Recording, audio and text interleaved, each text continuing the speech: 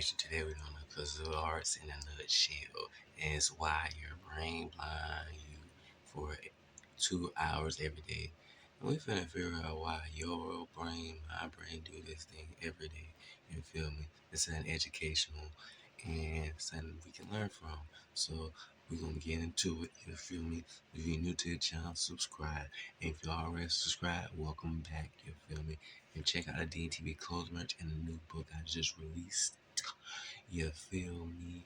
And and check out the DTV clothes merch and original video description also. No further, let's get to this reaction. The world you see is not real.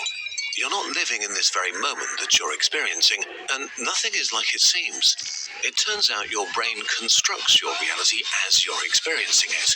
It edits your memories as they happen. It lives in totally different time spheres and tells you a story. That's weird. That's crazy, actually. Worry about the world that feels real. What's going on and who's really in control of your life? The gap between reality and you. Vision is maybe our main source of information about the world, but in reality we don't really see that much. Only a thumbnail-sized area of your visual field is in high resolution, while the rest is out of focus. If it doesn't feel like this, that's because it's made up by your brain, using a pretty neat trick. Each second your eyes make 3 to 4 sudden jerky movements, saccades of 50 milliseconds, focusing from one point to another, scanning your environment to get different sharp images that your brain then edits together. During a saccade, your brain shuts down your vision so you don't see a wild motion blur. This means that each day for around 2 hours, you're completely blind. If you could actually see what your eyes see, it would look something like this. Brrr, brrr. Instead, your brain fills this time with its best guesses of what happened during the blackness. But it does what I'm glad we don't do that shit, because that way shit more. is crazy. It turns out that you're not really experiencing time correctly. What's really happening when you're stirring milk into a cup of coffee? As the spoon hits the ceramic, light reflects off it and hits your eyes after 1.3 nanoseconds. The ceramic vibrates and creates a shock wave of air molecules that travels to your ear in 1.2 milliseconds. Heat is picked up by fibers in your fingers that send a signal to your brain in 50 milliseconds. 3 very different inputs, all processed in your brain at different times. You don't experience them separately, but as one smooth, simultaneous, and connected moment. Your brain takes a moment to process and then invents a reality, the present moment that's not real. What you feel is now is in fact a selectively edited version of the past. You really only consciously experience the world 0.3 to 0.5 seconds after things happened. Except this is also not really true, because your brain is editing time and space way more than that, and it makes decisions completely out of your conscious control. You're living in the past. No. Future. No. A made-up future. Your present, what you experience right now, is kind of the future. Imagine for a second that you're a table tennis pro. In pro table tennis, balls whoosh around at 25 meters per second, which is pretty fast, so let's slow down time. Light passes from the ball to your eye in nanoseconds, is converted into electrical impulses that reach your brain to be processed after 100 milliseconds. Meanwhile, the ball travels 2.5 meters through the air, the length of the table. If your brain showed you the past, where the ball was 100 milliseconds ago, it would hit you before you could react. So instead, your brain takes its location, speed and direction, and calculates where the ball should be in the future by the time the information reaches you, and then it creates a fictional version of it. This is what you see in your fake present, a fake ball that's somewhere else.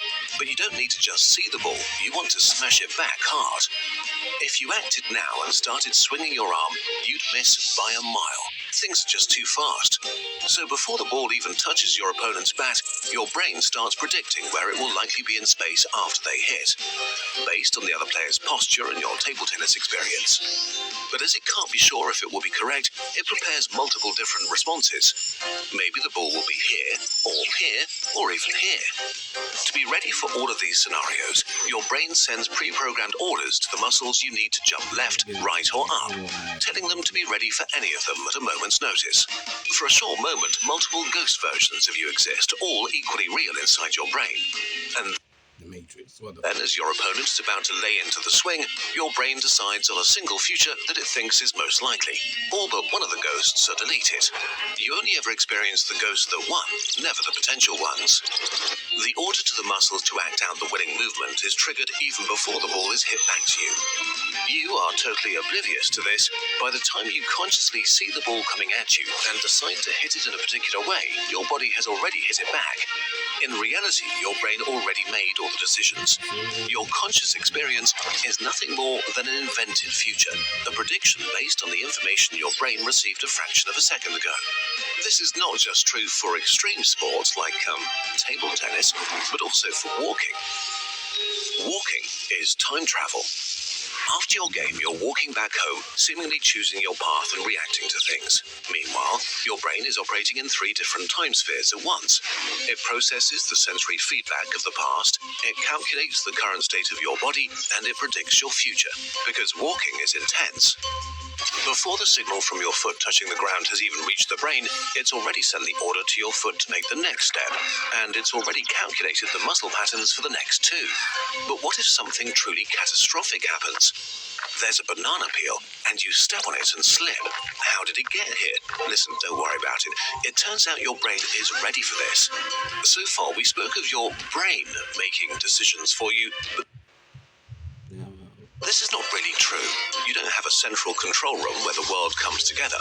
In reality, different parts of your body are aware of different things at different times. Your spinal cord usually knows stuff before your brain. And even within your brain, different regions process the same event at different speeds and make independent decisions. As your foot catches the peel, the gyroscope inside your ears notices a sudden change of your position in space. It submits this information to your brainstem and spinal cord, the things must happen quickly section of your body.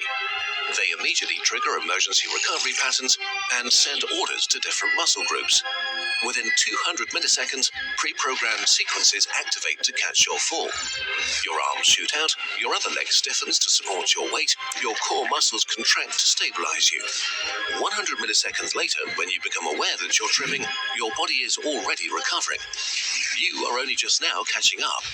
Okay, so we've learned that your brain is constantly predicting reality around you, makes decisions about the best way to act, and then shows you an edited version, which totally makes sense. Would you really want to be in charge of all that? But your brain is not just predicting the external world. Right now, it's predicting a way more complex thing, you. Are you just a prediction of your brain? Why do you feel about the world the way you do? Your sense of hunger, your energy level, and especially your emotions are not just objective reactions to what state you're in, but predictions. Your brain's prediction of what you'll need soon or need to be ready for. You're probably used to getting food or going to bed roughly around the same time, and as the time approaches, your brain releases hormones to prepare you. A self-fulfilling prophecy. You get hungry or tired because your brain assumes this is the time when this is needed. This is the most striking thing about your emotions. They aren't just reactions to the outside world, they're predictions. When you go to a party, your brain isn't waiting to see how you feel once you get there based on how the party actually is. It analyzes your experiences of past parties and who it expects to be there. Maybe close friends you feel safe around. Maybe people you don't know who are a less socially secure bet. Maybe your brain remembers a party where you felt anxious and that experience stuck. This can be pretty annoying. If your brain predicts anxiousness, it adjusts your heart rate, hormone levels, and muscle tensions before you even enter the room. It prepares your body for anxiety, making you actually feel anxious, which then confirms the brain's prediction and gets saved for future reference. Does this make you feel like you're just along for the ride, forced to experience whatever predictions your brain feeds you? Thankfully, it's not quite like that. Your conscious self is obviously not the decider of most things as you go through your day. But that is not what it's good at anyway. Your brain and all of these different organ systems decide a lot of things, but they're more like butlers taking care of all the busy work. You may not be in the driver's seat, but you are the passenger that decides where to go. What your conscious self is good at is long-term planning and abstract thinking. It's a storyteller that tells the story of your life to your brain and to yourself, wherever the edges of these overlapping entities melt into each other. You you are able to see the big picture that your internal prediction machine could never begin to grasp. You are the part of you that can edit and write new predictions into the system. Sometimes you and your brain disagree on what's correct, but in the end, you are the person in power who tells the story about who you are in this world.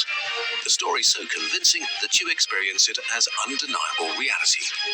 And as a happy accident, your conscious self is great at being happy about ice cream, fascinated by internet videos, and thinking deeply about Pokemon types. I fuck with that. He meant bringing Pokemon that shit. That's fine. Have you ever dreamed about living in glorious harmony with nature and like-minded individuals, going off-grid and being self-sufficient? What if you could train your brain to be more than just a regular butler, transforming it into a lean, mean, problem-solving machine with supercharged critical thinking skills and next-level intuition? Interactive lessons on just about anything you may be curious about. Explore the big ideas powering technology like AI, or learn the fundamentals of your world, giving extra fuel to your consciousness journey. The best part of Brilliant is that there's... Hope you guys like that. If you don't do this, like, comment, subscribe, and share the video on social media. Comment below reaction you want to do next. See you guys next time. Love you guys. I'm out. Brilliant. And be a brilliant. And hope y'all have a brilliant.